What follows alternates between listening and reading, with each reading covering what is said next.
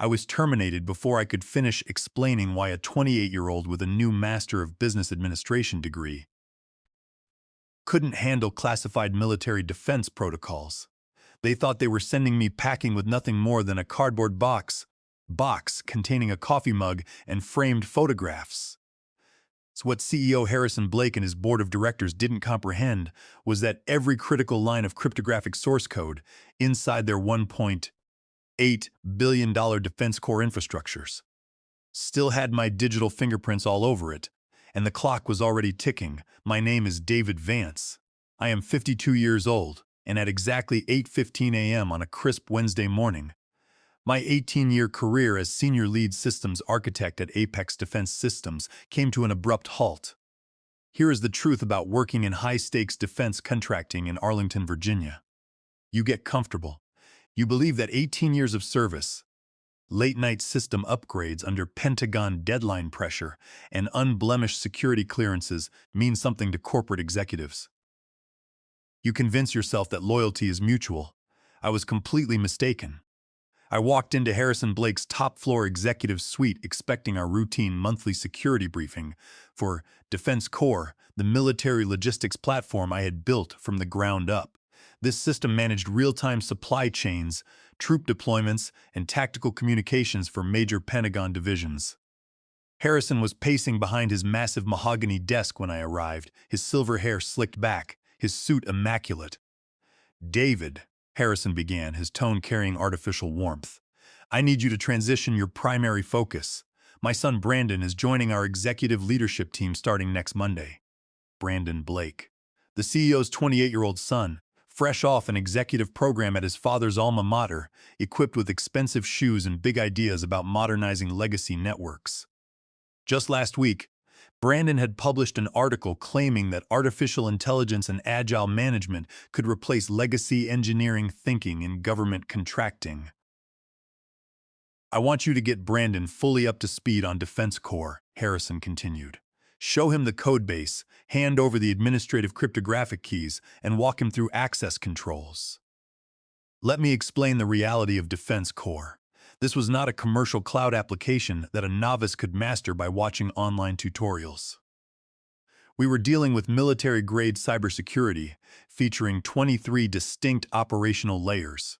I had spent 18 years building this ecosystem, evolving it from a conceptual framework my former Air Force Tactical Communications Unit had sketched out in Afghanistan into a multi-billion-dollar defense platform, handling contracts worth hundreds of millions annually. "Harrison," I said calmly, "Defense Core processes active classified materials and tactical Pentagon data. Brandon does not possess top-secret security clearance, nor does he have the background in classified network engineering. Under the National Industrial Security Program Operating Manual and Federal Acquisition Regulation Guidelines, granting an uncleared individual administrative access is a severe compliance breach." "That is being handled," Harrison interrupted sharply. "His security clearance application is expedited. The board agrees that fresh executive leadership is required." Fresh executive leadership. That was corporate doublespeak for my son needs a high-paying executive title. "Harrison, I am finalizing the Pentagon renewal documentation," I pressed. "That is a $400 million contract renewal with a hard deadline next month. If our security auditing team detects uncleared access on core servers, the entire contract will be disqualified. Let someone from Human Resources handle basic orientation while I focus on the renewal. This is the immediate priority now, David." Harrison's voice lost every drop of warmth. "Brandon represents the future of Apex Defense Systems. You work for me, and you will follow my directives." I straightened my spine, feeling the weight of my security badge against my chest. The badge granting me clearance to systems Brandon couldn't comprehend. "I cannot do that, Harrison. Defense Core is not a training playground. We are talking about national security protocols that took nearly 2 decades to engineer." Harrison's face flushed deep red. "Are you refusing a direct operational order from your chief executive officer?" "I am protecting company assets, public security, and federal law," I replied evenly. "The exact same way I have done every day for 18 years. He slammed his hand down on his intercom button, Send human resources and corporate security up immediately. He turned back to me with cold eyes. David Vance, your refusal to adapt to our leadership structure and your insubordination has made your continued employment untenable. You are terminated for cause, effective immediately at 8:15 a.m. The words should have devastated me.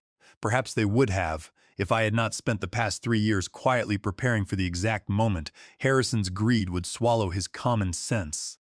I understand, I said softly. I will need a few minutes to pack my personal belongings. That will not be necessary, Harrison sneered. IT has already revoked your credentials. Corporate security will escort you out. Already revoked at 8:15 a.m. He had arranged the credentials wipe before I even stepped into his office. Oh, and David, Harrison called out as I reached the doors. Remember your non-disclosure agreement. I trust you are aware of the legal penalties for attempting to touch proprietary company property. I paused at the threshold, letting a faint smile touch my lips. Of course, Harrison. I remember every detail of every legal contract I have ever signed, every single line. 8:23 a.m., the official end of David Vance, Senior Lead Systems Architect at Apex Defense Systems.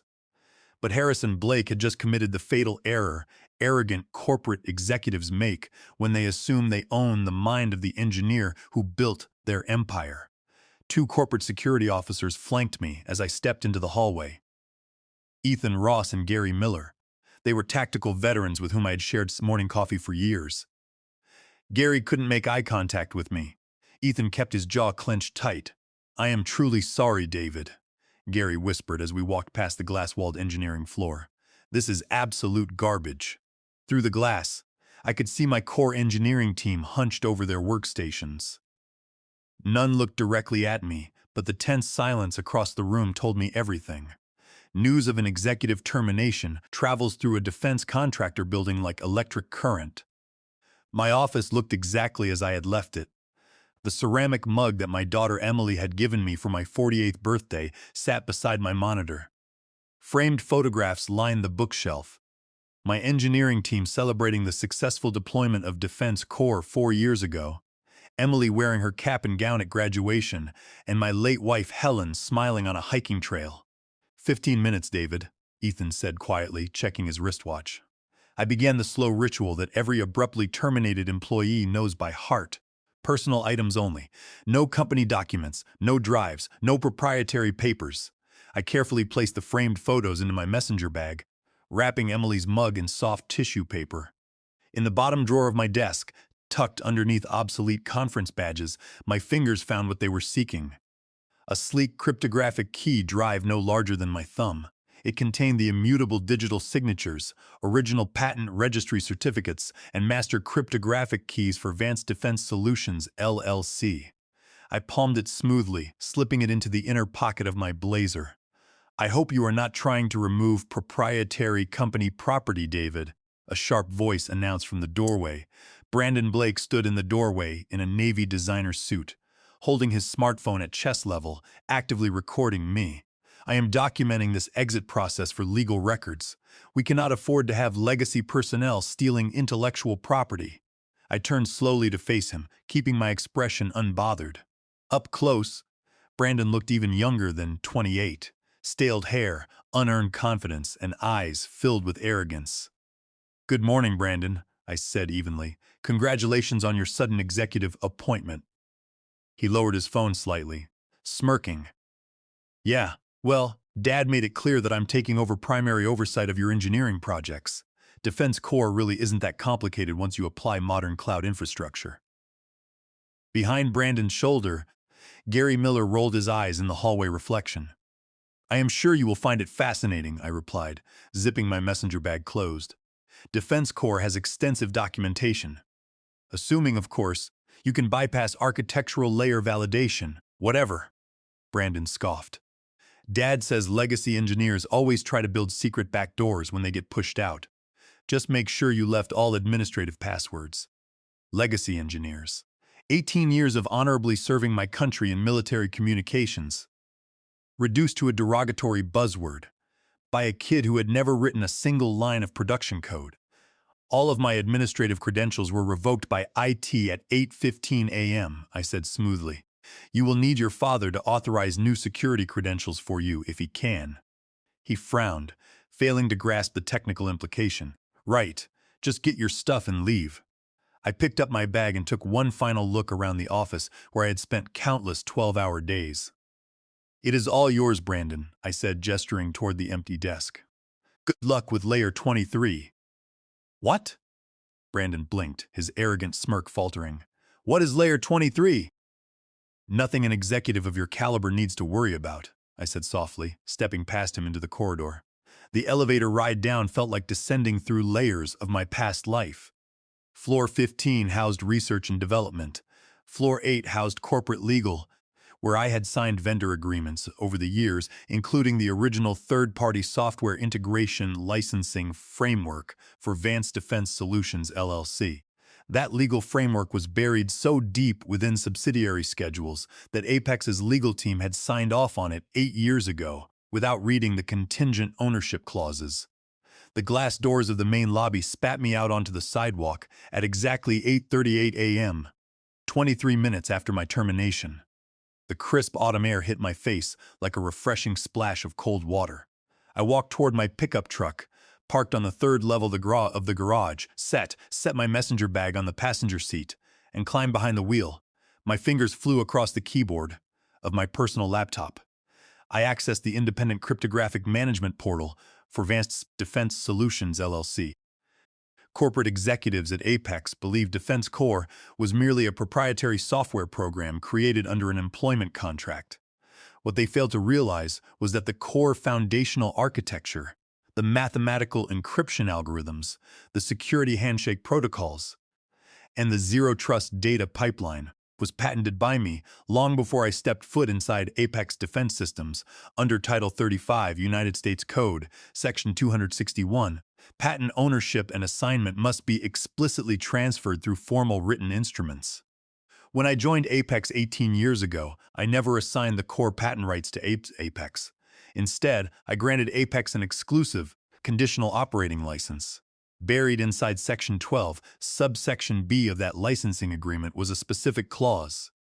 Apex's right to utilize the patent was strictly contingent upon David Vance maintaining active employment as Chief Systems Architect. Furthermore, under Title 17, United States Code, Section 106, exclusive rights to modify or execute derivative works remained bound to the primary patent holder. To protect my intellectual property from corporate theft, I had engineered Layer 23, a fail-safe cryptographic deadman switch embedded directly into the root kernel of Defense Core. The logic was automated. If the chief architect's employment status was altered to terminated without an executed patent buyout or formal licensing transition agreement, Layer 23 entered a mandatory verification standby. The system initiated an automated countdown of exactly 3 hours, 10,800 seconds. If valid licensing renewal credentials signed by Vance Defense Solutions, LLC were not entered before the countdown expired, Layer 23 would automatically revoke all operational security certificates, putting the entire $1.8 billion platform into full cryptographic lockdown. I checked my clock. It was 8:47 a.m. Harrison's big $400 million Pentagon contract renewal demonstration was scheduled for 11 o'clock sharp in the main boardroom. Exactly 133 minutes remained on the clock. I positioned my cursor over the execution command on my workstation and clicked Execute. Cryptographic employment status change verified, the screen displayed. Initiating patent licensing verification protocol. Standby countdown active. 10,800 seconds. The numbers began their relentless descent. 10,799, 10,798. I closed my laptop and started my truck. As I drove down the parking ramp, my phone buzzed with an encrypted text message from Rachel Hayes, my lead security engineer at Apex. Word just hit the floor about what Harrison did, Rachel wrote. The whole engineering team is furious. Half of us are ready to hand in our resignations right now. I pulled over outside the garage to type back, "Do not resign yet. Do not make a scene. Just perform your routine duties and make sure you have front row seats for the 11 o'clock demonstration in the main boardroom." Rachel typed back, "David, what did you do?" "Nothing illegal," I replied. "I am simply allowing corporate licensing logic to execute its natural parameters." I merged into downtown Arlington traffic. My phone vibrated with text messages from colleagues and recruiters. I ignored them all except for one incoming phone call from my daughter, Emily. "Dad?" Her voice echoed through the truck's speaker system. "Why are you calling me on a Wednesday morning? Is everything okay?" Emily was 24 years old, completing her Master of Science degree in cybersecurity at Virginia Tech on a full academic scholarship. "Everything is fine, sweetheart," I said, smiling. "In fact, things are about to get very interesting. Do you remember that corporate entity paperwork I had you sign 3 years ago for Vance Defense Solutions, LLC? "Of course I remember," Emily said, her tone alert. "You made me the primary managing trustee and 50% equity beneficiary. You told me it was an insurance policy in case corporate leadership ever tried to play dirty." "Well, your insurance policy is going live today," I explained calmly. "You might start receiving frantic phone calls from corporate executives over the next few hours. Do not answer any numbers you do not recognize. Let every single call go to voicemail." There was a brief silence. Then Emily asked, "Dad, did Harrison Blake actually fire you?" "At 8:15 this morning," I confirmed, because I refused to give his uncleared son administrative access to classified military code. But Harrison forgot to read Section 12 of the patent agreement. Emily let out a fierce laugh. "That arrogant idiot. Good. I hope his entire platform crashes in front of the Pentagon officials." "Patience, sweetheart," I chuckled. "I will call you in a couple of hours. I love you." "Love you too, Dad. Give them absolute hell." I ended the call at 9:25 a.m. 95 minutes remained until Harrison's world collided with mathematical reality.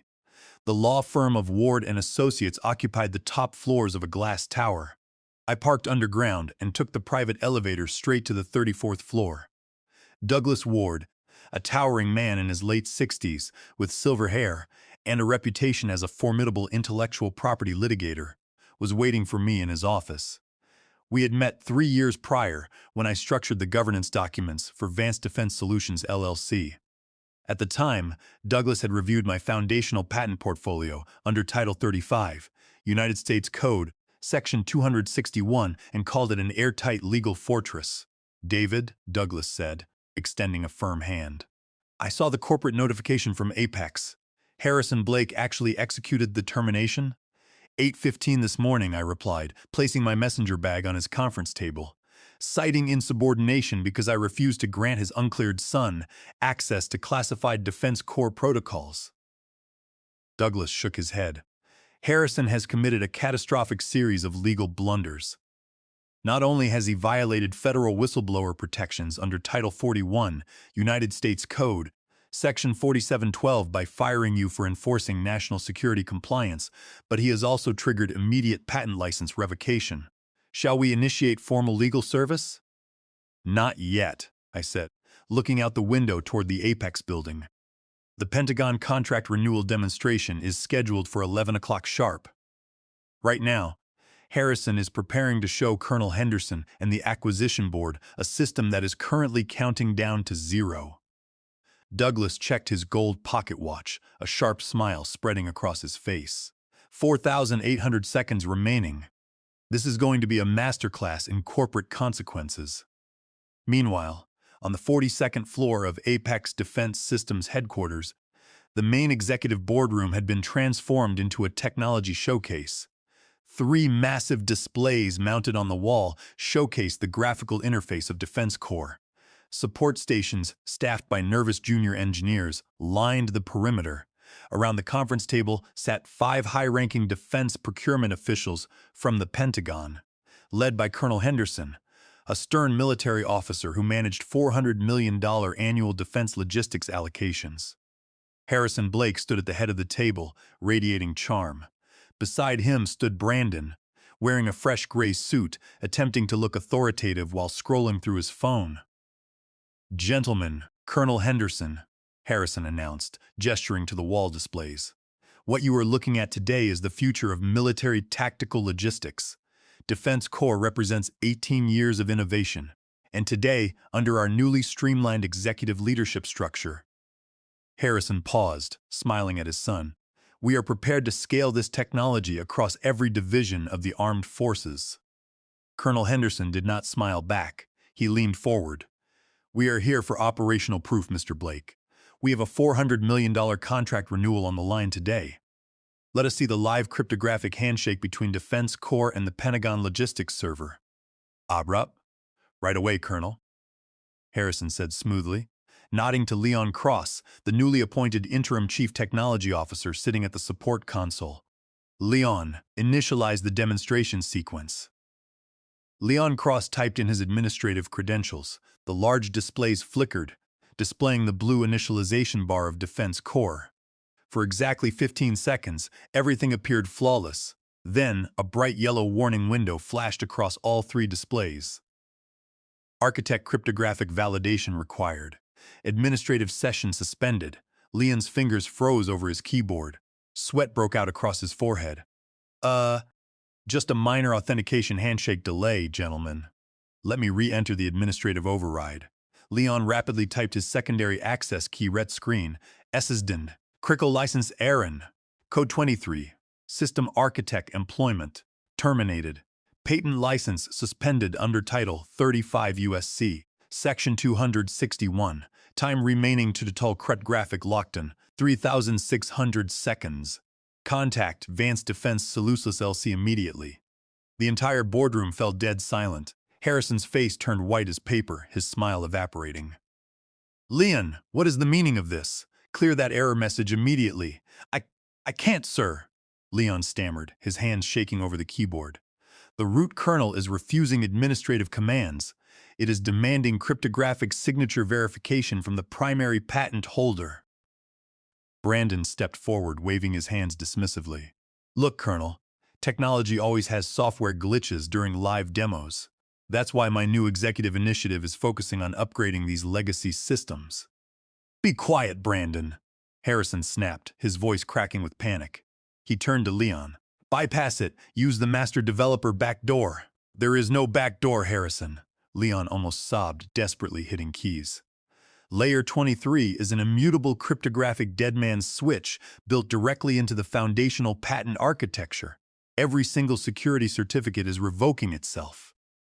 Colonel Henderson stood up slowly, his face hardening into an expression of absolute disgust. He looked at the flashing red screens displaying Vance Defense Solutions LLC, then looked directly at Harrison Blake. Mr. Blake, Colonel Henderson said, his voice echoing with military authority. Where is David Vance? Where is the senior lead systems architect who engineered this platform? David was terminated this morning for corporate insubordination, Harrison stammered, adjusting his tie. We are transitioning leadership to my son Brandon. You fired David Vance at 8:15 this morning? Colonel Henderson interrupted, his eyes narrowing. The sole licensed architect of a classified military network, 2 hours before a $400 million Pentagon renewal demonstration. We have full legal ownership of the software. Harrison insisted frantically. Our internal legal team. Your internal legal team lied to you, Colonel Henderson said coldly, gathering his classified documents. David Vance briefed my acquisition team 3 years ago on the strict patent licensing requirements under Vance Defense Solutions LLC.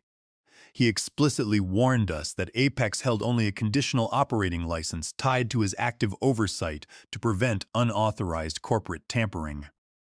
Colonel Henderson zipped his leather briefcase shut. Not only have you brought uncleared executive personnel into a classified military systems briefing, but you have also lost legal operational authorization for the entire software platform. This demonstration is canceled. Apex Defense Systems is hereby placed under immediate federal compliance review. Colonel, please, wait, Harrison pleaded, following the delegation toward the door. We can fix this. Give us 2 hours. Colonel Henderson paused at the door, looking back at Harrison with unmitigated contempt. You have exposed national defense logistics to catastrophic executive negligence, Mr. Blake. Do not call my office again. Our legal counsel will be in contact with your board of directors. The heavy boardroom door slammed shut. Inside the room, the wall displays flashed red once more. Countdown. Expired. Layer 23 Ingage. Total Crentographic Lockdown Complete. Every computer monitor across Apex Defense Systems went pitch black. Back in the executive suite at Ward & Associates, my mobile phone began to ring incessantly at 11:15 a.m. The caller identification displayed Harrison Blake's direct line. I let it ring until it went to voicemail, watching the flashing icon on my screen. 10 seconds later, Douglas Ward's desk phone chimed. He pressed the speakerphone button with a calm motion. Douglas Ward speaking. "Douglas, thank God you picked up." Harrison's voice sounded breathless and trembling with terror. "I know David Vance is sitting in your office right now. Put him on the line immediately." Douglas looked at me, raising an eyebrow. "Mr. Blake, I represent David Vance and Vance Defense Solutions, LLC. If you have business concerning patent licensing or employment litigation, you may address it through me." "Douglas, listen to me." Harrison screamed through the speakerphone, background noise revealing chaos at Apex headquarters. "David has sabotaged our servers. The entire Defense Corps platform just went dark during our Pentagon demonstration. The Pentagon canceled our $400 million contract. Tell David to enter his cryptographic override code right now, or we will have the Federal Bureau of Investigation arrest him for trade, secret theft, and sabotage." I leaned toward the microphone, keeping my voice quiet and composed. "Good morning, Harrison. I see Layer 23 executed precisely on schedule." "David," Harrison yelled, "you fix this right now. You stole company code. We own Defense Corps." "You own nothing, Harrison," I replied calmly. "If your legal department had bothered to review Title 35, United States Code, Section 261, and Section 12 of our patent licensing agreement, you would know that Apex held only a conditional, non-transferable operating license tied directly to my active employment as Chief Systems Architect. When you terminated my employment at 8:15 this morning to hand my position to your uncleared son, you legally terminated your own operating license. That is extortion," Harrison howled. "We will sue you for every penny you possess." "You cannot sue a patent holder for enforcing contractual licensing terms that your company explicitly signed 8 years ago," Douglas Ward interjected smoothly. "Furthermore, Harrison, by terminating Mr. Vance because he refused to grant your uncleared son access to classified military code, you committed a direct violation of federal whistleblower protections under Title 41, United States Code, Section 4712. We are currently drafting a formal federal lawsuit for retaliatory discharge, breach of fiduciary duty, and executive fraud." Silence fell over the line, punctuated only by Harrison's breathing. What do you want, David?" Harrison whispered, his arrogance shattered. "Name your terms. We will reinstate you immediately. We will double your salary. We will give you the title of President of Technology and a full seat on the board. Just bring Defense Corps back online." "My terms, Harrison," I said softly. "I told you at 8:15 this morning that I protect national security and intellectual property. I do not work for executives who treat military infrastructure like family heirlooms.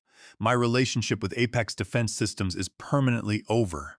I tapped the button to terminate the call. "Beautifully executed," Douglas smiled, closing his notebook.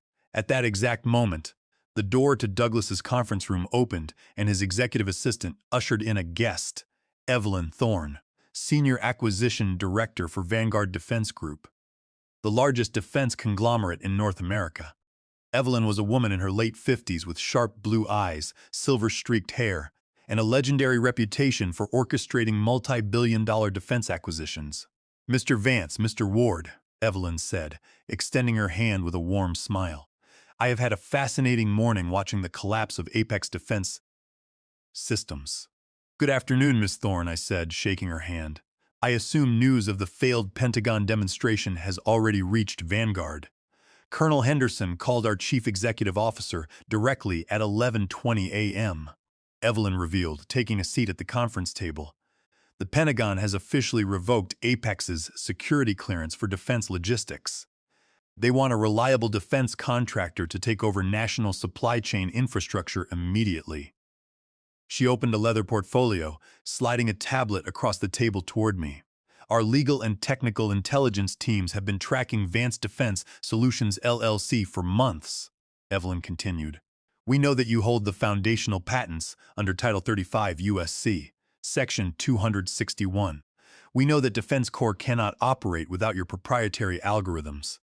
Vanguard Defense Group is prepared to launch a brand new subsidiary today, Defense Corps Global Systems. I looked down at the tablet screen. The proposal was breathtaking. Vanguard Defense Group would commit $1 billion in immediate capital investment and global infrastructure. Vance Defense Solutions LLC would enter an exclusive master licensing agreement, retaining absolute patent ownership while receiving a permanent 5% gross royalty on all global deployments. Emily's trust fund would be designated as the primary beneficiary of all licensing revenues. Furthermore, I would be appointed Chief Executive Architect of Defense Corps Global Systems, holding absolute operational authority over software architecture, security clearances, and engineering personnel. This is an extraordinary proposal, Miss Thorne, I acknowledged. However, I have 3 non-negotiable conditions before I sign a single document. Evelyn leaned back, listening intently. Name them, David, first, I stated firmly. I bring my entire core engineering team from Apex, Rachel Hayes, Gary Miller, Ethan Ross, and all 24 engineers who built Defense Corps with me. They will receive immediate employment offers with a minimum 30% salary increase, full equity packages, and complete protection from Apex litigation. Done. Evelyn agreed without hesitation. Vanguard's legal team will handle all non-compete defense. Apex's non-compete agreements are completely unenforceable, given their material breach of patent law. Second, I continued, Defense Corps Global Systems will maintain uncompromising zero-trust security standards, no uncleared personnel, no corporate shortcuts, and no political appointments. Ever. That is precisely why Vanguard wants you at the helm, Evelyn affirmed. What is your third condition? Third, I said, looking her in the eye. When we issue the press release announcing Defense Corps Global Systems, we include a complete disclosure of the patent ownership structure, highlighting how executive nepotism and security compliance breaches forced the transition. Evelyn let out a rich laugh. David Vance, you are not just a brilliant engineer. You are a master of strategic retribution. We accept all 3 conditions without reservation.